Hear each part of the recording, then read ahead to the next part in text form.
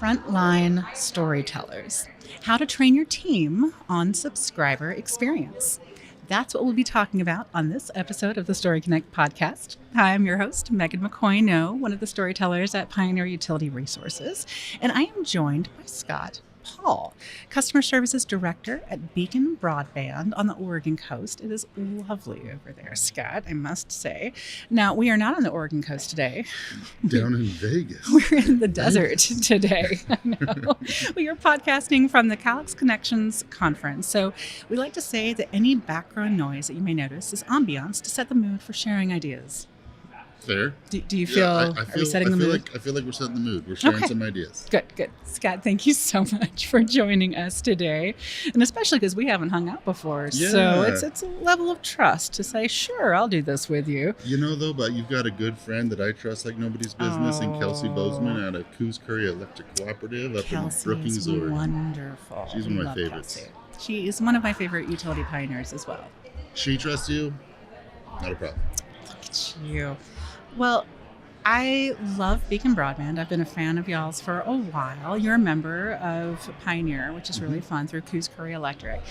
And you connected your first subscribers to broadband in 2022.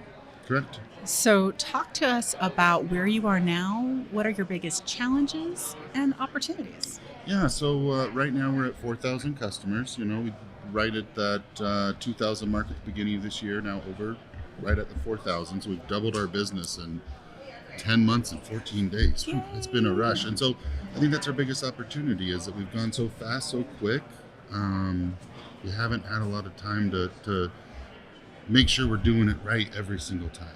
You know, so I think that's what we're learning. We're taking that big step back and trying to figure out how we can perfect our customers' experience, and what processes and procedures can we make sure we put in place to make sure everybody has the same experience from start to finish. I mean, we've got a great customer experience score at over 86%. Yeah. But, you know, that's a great score. I think the national average for telecom is like in the 30s. And so 86 is good, but we can get better. Well, and I think you're pointing out something that is true of a lot of folks I've talked to at this conference. They were rushing, right? And they got everything built up, but maybe they didn't bring all of their staff along the whole way. And they're taking a moment just to stop and say, wait, what could we do better? What works well, what didn't work? And they're taking a moment just to, kind of like one of those in magazines where you kind of rate yourself on stuff, you know, like dating profiles or whatnot, but for your broadband experience, how is this really going? You know, what kind of a broadband experience are we providing for folks? So self-evaluation, it's a beautiful thing.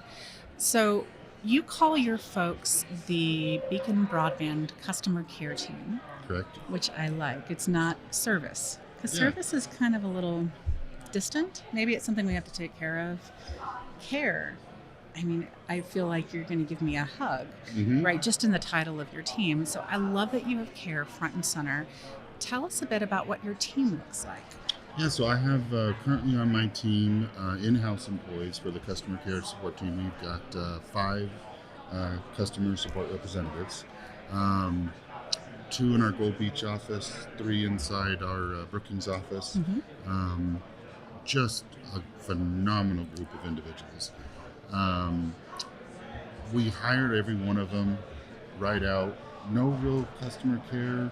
I mean, they've done customer interaction jobs, but not something from a full-on customer support team. And then as far as getting them going, understanding how the fiber broadband network really connects our customers' worlds. You know, whether it be telemedicine, telehealth, you teach these CSRs the importance of how their customers' lives are going to be impacted by what they do for them every day. They take that added time, and we didn't have a knock team, and so we basically trained my CSRs up. Let's give them this added level of insight into technology. Let's get them trained on how to use Calyx Support Cloud and how to dive and help support a Wi-Fi network. how to set up an Allianz Adtran ATA through a phone service, and Yeah. making them an expert in something. And so I've got Cassandra, who's my phone expert. I've got Tori, who's my TV expert. I've got Kayla, who's in charge of dispatching, making sure that works. I've got Chris just left us for a new position. He's moved up to level 3, and he was in charge of Calyx and the Wi-Fi. So He's been promoted, and there's now an opportunity for growth for someone else. 100%. So he, I've got a phenomenal team that really puts in the effort, but I think they see the same aspirational growth for what they're doing for their subscribers. And to be honest, our Coos Curry members, I think being that member first mentality is really helping them see that. Oh, it definitely helps. So I'm curious, just to dig into it, how did you train them? I know you said they're all experts in certain areas, which I think is so important because it's hard to be a generalist, right? Mhm. So it's also empowering them, like this is my space. This is what I know really well, and they can share it with others. But how did you train them? Was it like staff training days? Did you do videos that they watched, or did you have folks come in and work with them at the office? Yeah, so a little bit of all of those things, right? So it started off with a one-on-one. Let's sit down and see what you want to own. Because if you don't want to own it, I don't want to give it to you. Yeah, it's not going to work out the way No, either it of will us not want. work. So what is it that you want to be known for? Do you want to be known for fixing a problem, and you see that as a problem, and so you're going to make it just the best thing it could ever be? No, that seems like too big of a lift for me. Great. Well, what is it that you're passionate about? What do you think you could impact the most? I think this is. Great. Now let's put together an action plan on what that looks like. From there, I really lean on my customer service lead, Kayla Stebbins. She's a phenomenal young lady, and she's my eyes and ears on the team. So they go to her, she comes to me, but then we publicly recognize the strong work they're doing in the follow-up action. Right? So what have you done to accomplish A, B, and C? And then let's share that with the team. Let's do these little study groups where we're going to get together as a team, and you're going to share what you learned this week to make sure that everybody here takes a little bit away. And because they're all specialists, they all want to share that insight. Now, Love it. with that, I've said all those great, wonderful things. The one thing there we're a working on downside? now, it's not a downside. I think it's eye-opening for them, and it's a different kind of development, right? That's development towards what we offer. Now it comes down to development at their core level for them. And that is, just because you're the specialist doesn't mean you can't help somebody else learn it. You can't hold on to it so tight that you choke the life out of it, because then you never get to take a day off, because you're the only one that knows how to do it. And Got to share the love a little bit. so for over the last 6-7 months, that's what we've been working on, Yeah. is how do we make sure everybody's a specialist? Now that you're the expert, how do we make everybody a specialist? So it's not just, hey, they want to talk about phone. Here you go, Cassandra. It's, hey, Cassandra, could you teach me how to do Yes. this service so I can do it for the next customer that calls in? Well, and Scott, I really love what you're doing there, and I haven't heard of a lot of other folks explaining it like that. You know, we've been talking a lot at Calyx about persona marketing and focusing on the subscribers, but I love the way that you're focusing on strengthening your staff's core skills, seeing them as people, finding things that identify with their personal brands. What do they want to take ownership of? And then also helping them learn how to share their passion and teach others. I mean, that's huge just for career development and for strengthening your team. I love that you do that. I mean, I've been around for a long time, Scott, and I haven't heard a lot of other folks really investing like that in their team. So I hope that, I think it's a great thing. Yeah. I wish you had heard it more. I Hey, can tell you well, one example. maybe we don't talk about it. That's so, it. Yeah. One key example. We have an individual that came from a marketing background. She owned her own marketing business. Her name's Erin. She had her own marketing business, and I was like, we don't really have an onboarding packet. Like, we have onboarding material, but it's over here, and it's over there, and it's over here. You've got this marketing background. Why don't you put together us an onboarding packet? And it is beautiful. So leverage their strengths too. Yeah, If you're going to definitely. do it, leverage what they're great at and what they're passionate about. I love that. Is that onboarding package something you might share with folks? I will have to fine tooth comb it. It does say proprietary on front, but there's definitely parts I'd be more than willing to share with anybody who Yeah. asks. But if it's proprietary to Beacon, I might have to peel it Obviously. back a little bit. But yeah, I think the meat and potatoes. Yeah, just the I can idea share. and to see the way that y'all are approaching this, because again, I think you are focusing so much on your staff and bringing them, strengthening Mhm. um, their ability to tell their personal stories and to connect with the team. You're Yeah. building a wonderful culture there at Coos Curry and Beacon Broadband. So that is exciting. I also have seen from the outside that your subscribers recognize what you're doing. Like Mhm. it's hitting home with folks. So I kind of dug in the archives with Verolite Magazine, which we love partnering with Coos Curry Electric on. Yeah. And you have a column in there every now and then just to give updates on what's happening with Beacon Broadband. So I found a column where you shared a quote from a subscriber, and I wanted to share it with our audience. This is the quote. The installer helped me understand my equipment properly. Okay, that's fine. He was kind and used his brain to explain technical things at my level of understanding. End quote. He used his brain, I think, is a key phrase in that quote. It's really powerful Mhm. that your subscribers are recognizing that your staff is like thinking things through and thinking from their point of view. Sometimes, I don't know about you, Scott, but I slip into jargon Mhm. and I don't even realize it. I forget to explain things in a way that connects with folks that don't know what I'm talking about, right? So, how do you train your team? I mean, there's specialists in different areas. How do you help them to use their brains? Very important part, Very part. and make it easy to understand how broadband works, to tell their story. So because they're experts, it's easy for us to get in the lingo. I mean, Mm-hmm. bandwidth. I don't care what bandwidth is. I want to know that that's the amount of cars that can drive down the freeway at the same Sure. time. Capacity, same thing. It's upload and download. Like you can drive somebody crazy just trying to talk about how the internet works, but we know it and we're passionate about it. Yeah. So share that. But share that with somebody who wants to hear that. Don't share that with somebody who just wants to know if Netflix buffers on Friday afternoons. So I think it's giving them the tools to answer as many questions as they can, but also doing it in a way that connects with that individual that's asked that specific question. And my team does a great job listening to their customers so that they can listen to what the customer's needs are and then answer that question in return. The fact that it might require a 2.4 gigahertz network to hook the printer up, That just went woo, right over their my head. The printer doesn't print when I click the print button. Let's make that work for you. Are you in front of Yeah. it? Let's walk through how that works. So, yeah, we know why it needs a 2.4 internally at Beacon. The customer doesn't care. They just want No. the print button. So that's what I think we've really done, and my team does a great job on, and even our install. So we've got installers as well under my department, and I've got a great group of guys doing that. But I think it starts with listening. We got to listen Yeah. to what our customers' needs are, so we can use our brains and our knowledge to solve that problem, and then talk at them the way they want to be talked to. Or Right? talk with them, not That's at it. them. That's 100%. Right? It's Yeah. everybody's got a passion, but they can bore you if they share their passion.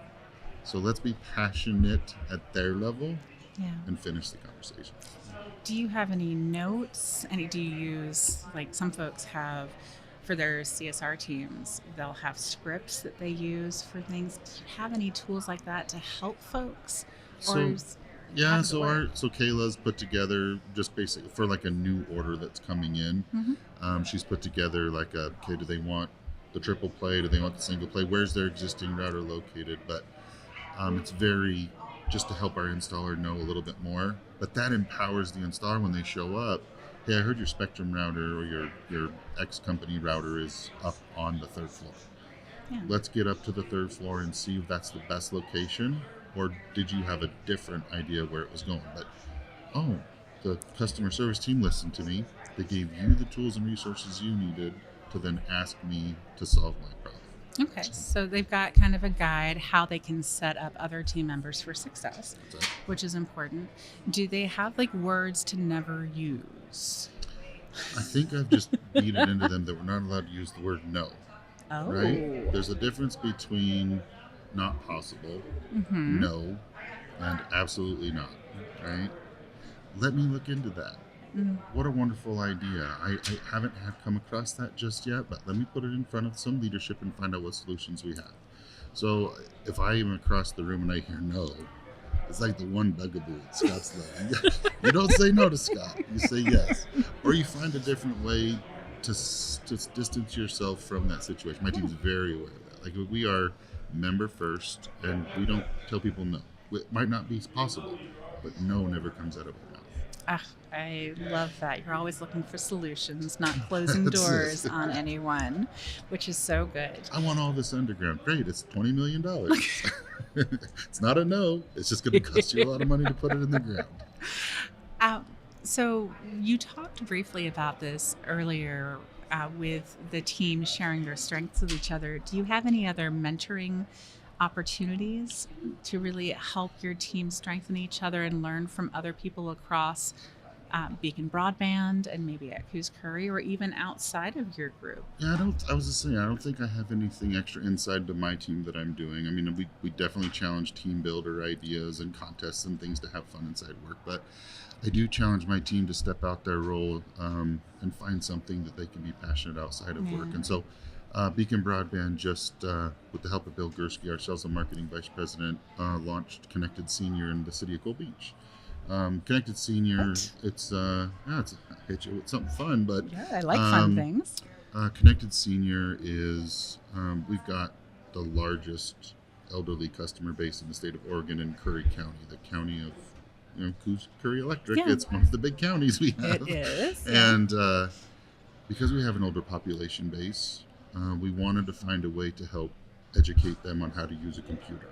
And so Bill came up with the Connected Senior, where we bring senior citizens in to learn how to use a computer, and they're trained by seniors in high school that have tech backgrounds. So you got senior citizens being trained by seniors in high school, but they're led by my CSR, Cassandra.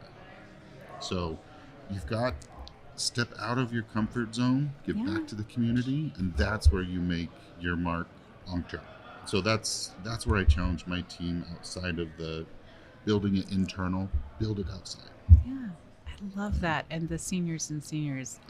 The Connected Senior program, you could Connecting them together. Oh, there's so much there. Bill's around here. I'm sure he'll come talk to you about it. No, it is beautiful. Now, you've talked about how they have their specialists and they know their story and how to connect with folks. How do you keep them up to date on what you're sharing in Rural Light Magazine, on your social channels, what's going on in the community, to make sure if a member hears something or a subscriber hears something, that your team knows what messages are being shared? I mean, we're a communication company, and so we got to be communicating with each other. Doesn't always work that way, though. It's impressive. But I think understanding how they like to be communicated with was important at the beginning, right? Do you like text? Do you like Teams chat? Do you want public coaching? Do you want private coaching? I was something that I learned with one of my team members is that they do not want to be publicly celebrated. I was always told, celebrate in public, coach in private. Ooh. This individual was very much the opposite. You can do whatever you want if you're yelling at me, but if you're giving me praise, we do it behind a closed door. And so, but if you understand that about your team, you understand how that individual likes to be communicated, and then it depends on the message, right? We recently had a situation where we had an escalated customer call in.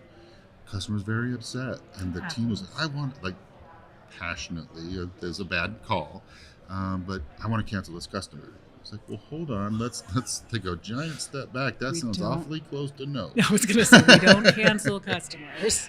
So let's talk about the interaction, what happened. And obviously, she trusted me enough to vent that frustration to me and not to the rest of her team, because that's only going to bring the whole team down. And let's walk through that individually. Let's talk about how this goes. So you start peeling back the layers, and the customer was just expecting one thing and something else happened. And when you investigate it, you realize we did kind of mess up. And yeah, he may have been upset, but let's role reverse this. What would you have been if the same thing happened? So nobody's perfect, nobody's flawless, but giving them that insight on, let me coach you on what you missed and help you understand what the other side is. I think is developing them to take my spot, hopefully one day, because that's the end goal, right? Get promoted, let them take your spot. Exactly. I love that. And it goes back to what you started out the whole conversation about. It's about building trust with your team so that you can have those conversations and all grow through it together, which is beautiful, Scott. I love that. One last question before I let you go. Yeah. I'm having so much fun with you. So am I, Megan. I love it. Thank you for doing this. But what advice do you have for utility pioneers who want to strengthen their customer service team's storytelling? It's a great question. I think you ask your customers and understand what their impression is of you. Mm-hmm. I think it's very valid that what you think might be really, really working isn't really, really working. And so we do that often. What else can, the way we end every conversation coming into Beacon Broadband isn't, thank you so much for calling in. It's, you called in for this, you called in for that, we did this and we did this to solve it.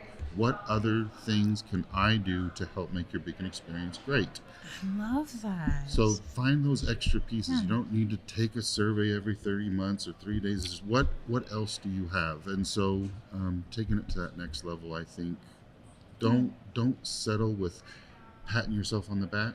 Always challenge yourself for that next thing. That'll be my advice. Oh, that is wonderful advice. Thank you so much for sharing your story with Utility Pioneers. My pleasure. He is Scott Paul from Beacon Broadband, and I'm your host, Megan McCoy-No at Pioneer Utility Resources. Thanks, And Megan. until we talk again, keep telling your story.